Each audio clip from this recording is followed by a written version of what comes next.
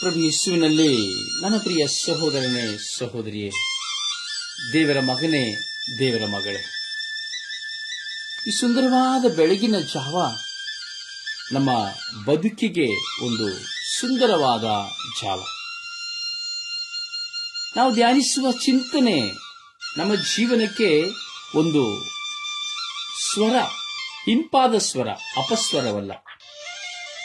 ನಮ್ಮ ಬದುಕು ಇಂಪಾದ ಸ್ವರವಾಗಬೇಕು. ಪ್ರಿಯರೇ, ನಾವು ಪ್ರಾರ್ಥಿಸುತ್ತಲೇ ಇದ್ದೇವೆ. ಬುದ್ಧಿ ಬಂದ ದಿನದಿಂದ ನಾವು ಪ್ರಾರ್ಥಿಸುತ್ತಲೇ ಇದ್ದೇವೆ. ದೇವರ ಸಾನ್ನಿಧ್ಯದಲ್ಲಿ ಕುಳಿತುಕೊಳ್ಳುತ್ತಾ ಇದ್ದೇವೆ. ಬಲಿಪೂಜೆಗೆ ಹೋಗುತ್ತಾ ಇದ್ದೇವೆ. ಜಪಸರಗಳನ್ನು ಮಾಡುತ್ತಾ ಇದ್ದೇವೆ. ಆರಾಧನೆ ವಿಧಿಗಳಲ್ಲಿ ಒಂದಾಗುತ್ತಾ ಇದ್ದೇವೆ. ಸಂಸ್ಕಾರಗಳಲ್ಲಿ ಒಂದಾಗುತ್ತಾ ಇದ್ದೇವೆ. ಧ್ಯಾನ ವಾಕ್ಯಗಳನ್ನು ಕೇಳುತ್ತಾ ಇದ್ದೇವೆ. ಹೌದು, ಆದರೆ ಇವೆಲ್ಲವೂ ನಮ್ಮ ಜೀವಿತಕ್ಕೆ ನಿಜವಾಗಿಯೂ ಪ್ರಯೋಜನಕಾರಿಯಾಗಿದೆಯಾ? ಅಥವಾ ಇವುಗಳು ನನ್ನ ಜೀವಿತದಲ್ಲಿ ನಿಜವಾಗಿ ಒಂದು ಅಸ್ಥಿವಾರವಾಗಿ ಮಾರ್ಪಾಡಾಗಿದೆಯಾ ಎಂಬುದನ್ನು ಚಿಂತಿಸಬೇಕು. ನನ್ನ ಸಹೋದರ, ಸಹೋದರಿ, ಚಿಂತಿಸುವ ಒಂದು ಕ್ಷಣ ನಮ್ಮನ್ನು ಚಿಂತಿಸುವ. ನಾನು ದೇವರೊಂದಿಗೆ ದಿನವೂ ಕಳೆಯುವಂತಹ ಸಮಯಗಳು, ಇಷ್ಟು ಕಾಲ ನಾನು ದೇವರೊಂದಿಗೆ ಕಳೆದಂತಹ ಸಮಯ ಎಷ್ಟು ಮೌಲ್ಯವಾಗಿತ್ತು ಅಥವಾ ಎಷ್ಟು ಮೌಲ್ಯವಾಗಿಲ್ಲ ಎಂಬುದನ್ನು ಚಿಂತಿಸುವುದಾದರೆ ನಮ್ಮ ಮುಂದೆ ಸಿಕ್ಕುವ ಲೆಕ್ಕಾಚಾರ ಕೇವಲ ಶೂನ್ಯ. ನೋಡಿ, ನಾವು ಪ್ರಾರ್ಥಿಸುತ್ತೇವೆ ನಿಜ, ಆದರೆ ಎಷ್ಟರ ಮಟ್ಟಿಗೆ ಆತ್ಮದಿಂದ, ಹೃದಯದಿಂದ, ಶಕ್ತಿಯಿಂದ, ಅನುಭವದಿಂದ ನಾವು ಪ್ರಾರ್ಥಿಸುತ್ತೇವೆ ಎಂಬುದನ್ನು ನಾವು ಆಲೋಚಿಸಿ ನೋಡಬೇಕು. ಚಿಂತಿಸು ನನ್ನ ಸಹೋದರ, ಸಹೋದರಿ, ಚಿಂತಿಸು.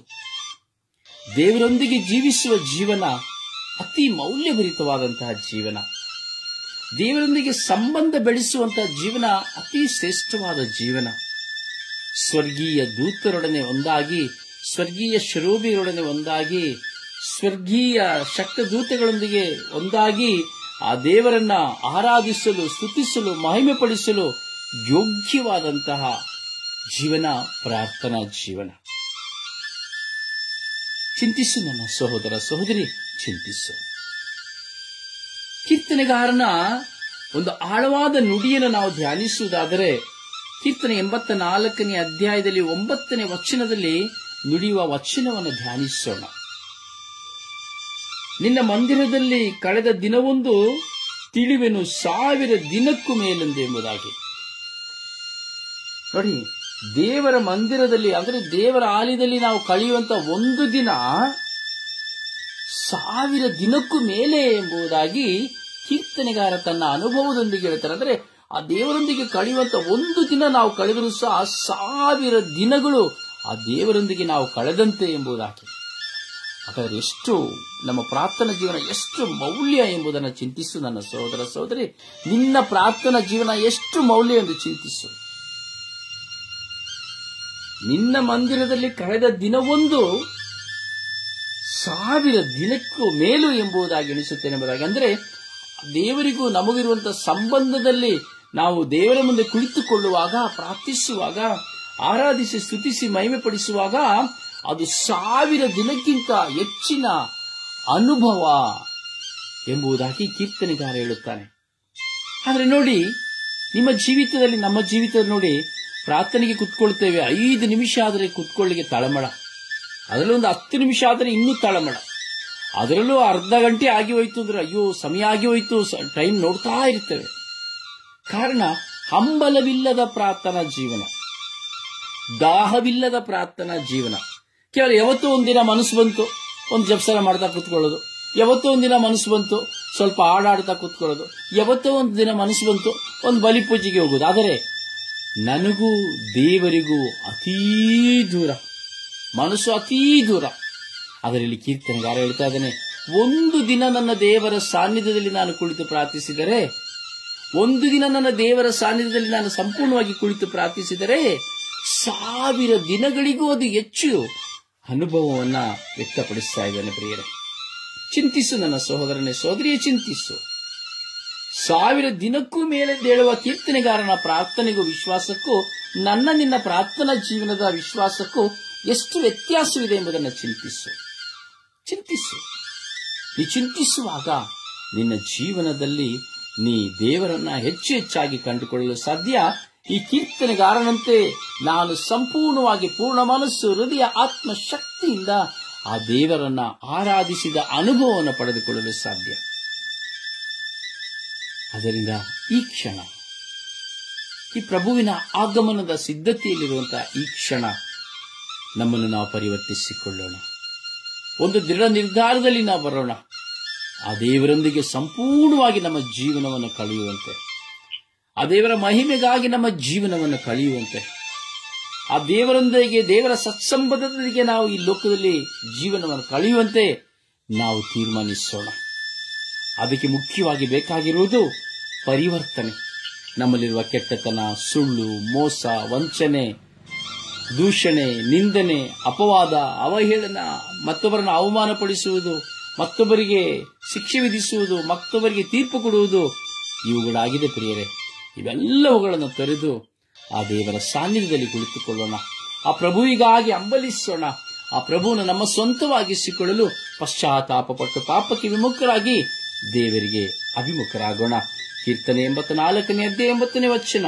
ನಿನ್ನ ಮಂದಿರದಲ್ಲಿ ಕಳೆದ ದಿನವೊಂದು ತಿಳಿವೆನು 1000 ದಿನಕ್ಕೂ ಮೇಲೆಂದು. ಪ್ರಭುವಿನ ವಾಕ್ಯ.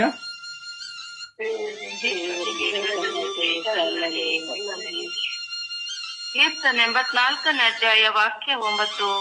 ನಿನ್ನ ಮಂದಿರದಲ್ಲಿ ಕಳೆದ ದಿನವೊಂದು ತಿಳಿವೆನು 1000 ದಿನಕ್ಕೂ ಮೇಲೆಂದು. ಪ್ರಭುವಿನ ವಾಕ್ಯ. ದೇವರಿಗೆ ಕೀರ್ತನೆ 84ನೇ ಅಧ್ಯಾಯ 9ನೇ ವಾಕ್ಯ. ನಿನ್ನ ಮಂದಿರದಲ್ಲಿ ಕಳೆದ ದಿನವೊಂದು ತಿಳಿವೆನು 1000 ದಿನಕ್ಕೂ ಮೇಲೆಂದು. ಪ್ರಭುವಿನ ವಾಕ್ಯ. ದೇವರಿಗೆ ಕೃತಜ್ಞತೆ ಸಲ್ಲಲಿ. ಕೀರ್ತನೆ 84ನೇ ಅಧ್ಯಾಯ 9ನೇ ವಾಕ್ಯ. ನಿನ್ನ ಮಂದಿರದಲ್ಲಿ ಕಳೆದ ದಿನವೊಂದು ತಿಳಿವೆನು 1000 ದಿನಕ್ಕೂ ಮೇಲೆಂದು. ಪ್ರಭುವಿನ ವಾಕ್ಯವಿದು. ದೇವರಿಗೆ ಕೃತಜ್ಞತೆ ಸಲ್ಲಲಿ. ಅಪ್ಪ ತಂದೆಯೇ, ಸ್ತೋತ್ರ ರಾಜ. ಹೌದು ಸ್ವಾಮಿ, ನಿನ್ನ ಮಂದಿರದಲ್ಲಿ, ನಿನ್ನ ಮುಂದೆ, ನಿನ್ನ ಸಾನ್ನಿಧ್ಯದಲ್ಲಿ ನಾನು ಕುಳಿತು ಪ್ರಾರ್ಥಿಸುವ ಒಂದು ದಿನದ ಪ್ರಾರ್ಥನೆ 1000 ದಿನಕ್ಕೂ ಮೇಲಿನ ಅನುಭವವನ್ನು, ಆಶೀರ್ವಾದವನ್ನು ತರುತ್ತದೆ ಸ್ವಾಮಿ. ಓ ನನ್ನ ಪ್ರಭುವೇ, ಓ ನನ್ನ ಗುರುವೇ, ಓ ನನ್ನ ದೇವರೇ, ಓ ನನ್ನ ಯೇಸುವೆ, ಓ ನನ್ನ ಸರ್ವೇಶ್ವರರೇ, ಓ ನನ್ನ ಪವಿತ್ರಾತ್ಮರೇ, ಈ ಬೆಳಗಿನ ಸುಪ್ರಭಾತದಲ್ಲಿ ನಿಮ್ಮ ಮುಂದೆ ಕುಳಿತು ನಾನು ಪ್ರಾರ್ಥಿಸುವಾಗ ಈಗ ನಿಮ್ಮ ಮಕ್ಕಳಾಗಿರುವ ನಾವೆಲ್ಲರೂ ಶಿರಬಾಗುತ್ತೇವೆ. ನಾವು ಸದಾ ನಿಮ್ಮ ಮುಂದೆ, ನಿಮ್ಮೊಂದಿಗೆ ನಾವು ನಿಮ್ಮ ಸತ್ಸಂಬಂಧದಲ್ಲಿ ಒಂದಾಗಿ ಜೀವಿಸುವ ಕೃಪೆಯನ್ನು ಕರುಣಿಸಿರಿ. ಈ ಲೌಕಿಕವಾದ ಆಲೋಚನೆ, ಲೌಕಿಕವಾದ ಭಯ, ಲೌಕಿಕವಾದ ಚಿಂತನೆ, ಲೌಕಿಕವಾದ ಪ್ರಚೋದನೆಗಳಲ್ಲಿ ದೂರಾಗಿ ಆತ್ಮಶುದ್ಧಿಯಿಂದ ನಾವು ಜೀವಿಸುವಂತೆ, ಪಶ್ಚಾತ್ತಾಪದಿಂದ, ಪರಿವರ್ತನೆಯಿಂದ ನಾವು ಜೀವಿಸುವಂತೆ ನಮ್ಮನ್ನು ಅನುಗ್ರಹಿಸಿರಿ ಸ್ವಾಮಿ. ಈ ದಿನಗಳಲ್ಲಿ ನಮ್ಮೆಲ್ಲರನ್ನು ಆಶೀರ್ವದಿಸಿರಿ. ಈ ಚಿಂತನೆಯಲ್ಲಿ ಒಂದಾಗಿ ಪ್ರಾರ್ಥಿಸುತ್ತಿರುವಂತಹ ಈ ಮಕ್ಕಳ ಬದುಕಿನಲ್ಲಿ ಪರಿವರ್ತನೆಯನ್ನು ಕೊಡಿರಿ. ಇವರಲ್ಲಿ ವಿಶ್ವಾಸವನ್ನು ಮೂಡಿಸಿರಿ. ಇವರಲ್ಲಿ ನಿಮ್ಮ ಅನುಭವವನ್ನು ಕೊಡಿರಿ. ನಿಮ್ಮ ವಾಕ್ಯಗಳ ನಿಮಿತ್ತವಾಗಿ ಇವರು ಜೀವಿಸುವಂತೆ ಮಾಡಿರಿ. ಅಪ್ಪ, ಕರುಣಿಸಿರಿ ಸ್ವಾಮಿ, ದಯೆ ತೋರಿರಿ ಸ್ವಾಮಿ. ಈ ಮಕ್ಕಳ ಜೀವಿತವನ್ನು ಆಶೀರ್ವದಿಸಿರಿ. ಇವರ ಕುಟುಂಬಗಳನ್ನ, ಪತಿಯನ್ನ, ಪತ್ನಿಯನ್ನ, ಮಕ್ಕಳನ್ನ, ಹೆತ್ತವರನ್ನ, ಒಡ ಹುಟ್ಟಿದವರನ್ನ ಆಶೀರ್ವದಿಸಿರಿ. ಇವರನ್ನು ವಿರೋಧಿಸುವವರನ್ನ, ಇವರನ್ನು ಪ್ರೀತಿಸುವವರನ್ನ, ಇವರಿಗೆ ವಿರುದ್ಧವಾಗಿ ಹೋರಾಟ ಮಾಡುವವರನ್ನ, ಇವರಿಗೆ ಉದಾರತೆಯ ಕರಗಳನ್ನು ಚಾಚಿದವರನ್ನ, ಇವರಿಗಾಗಿ ಪ್ರಾರ್ಥಿಸುವವರನ್ನ ಆಶೀರ್ವದಿಸಿರಿ. ಇವರು ದಿನಂಪ್ರತಿ ಹಗಲು ರಾತ್ರಿ ಭುಜಿಸುವ ಅನ್ನಪಾನಗಳನ್ನು ಆಶೀರ್ವದಿಸಿರಿ. ಇವರು ಮಲಗುವ ಕೊಠಡಿಗಳನ್ನ, ಕುಳಿತುಕೊಳ್ಳುವ ಆಸನಗಳನ್ನು ಆಶೀರ್ವದಿಸಿರಿ. ಪ್ರಾರ್ಥಿಸುವಾಗ ಇವರ ಹೃದಯ ತೆರೆದು ಪ್ರಾರ್ಥಿಸುವಂತೆ, ಪೂರ್ಣ ಅನುಭವಗಳಲ್ಲಿ ನಿಮ್ಮಲ್ಲಿ ಒಂದಾಗುವಂತೆ ಮಾಡಿರಿ. ಇವರ ದಾರಿದ್ರ್ಯಗಳು ನೀಗಿ ಹೋಗಲಿ, ಇವರ ಸಮಸ್ಯೆಗಳು ನೀಗಿ ಹೋಗಲಿ, ಇವರ ಕಣ್ಣೀರು ನೀಗಿ ಹೋಗಲಿ, ಇವರ ಸಾಲಗಳು ನೀಗಿ ಹೋಗಲಿ. ಇವರು ಕಟ್ಟುವ ಮನೆಗಳು ಆಶೀರ್ವಾದ ಹೊಂದಲಿ ಸ್ವಾಮಿ. ಇವರ ಜೀವಿತದಲ್ಲಿ ಇವರ ಪ್ರಯಾಣಗಳು ಸುಖಕರವಾಗಲಿ, ಇವರ ಕುಟುಂಬ ಉದ್ಧಾರವಾಗಲಿ, ಇವರ ಜೀವಿತವು ಶಾಂತಿಯಿಂದ ನೆಲೆಗೊಳ್ಳಲಿ ಸ್ವಾಮಿ. ನಿಮ್ಮ ಮಹಿಮೆಗಾಗಿ ಪಶ್ಚಾತ್ತಾಪಪಟ್ಟು ಲೋಕದ ಕಟ್ಟ ಕಡೆಯವರು ನಿಮಗೆ ಸಾಕ್ಷಿಯಾಗಿ ಬಾಳುವಂತಹ ಕೃಪೆಯನ್ನು ಈ ಮಕ್ಕಳಿಗೂ ಕರುಣಿಸಿ ಎಂದು ಪಿತ ಸುತ್ತಮುತ್ತ ಪವಿತ್ರಾತ್ಮರ ನಾಮದಲ್ಲಿ ಪ್ರಾರ್ಥಿಸಿದ್ದೇನೆ ಜೀವನವುಳ್ಳ ತಂದೆಯೇ. ಆಮೇನ್. ಆಮೇನ್.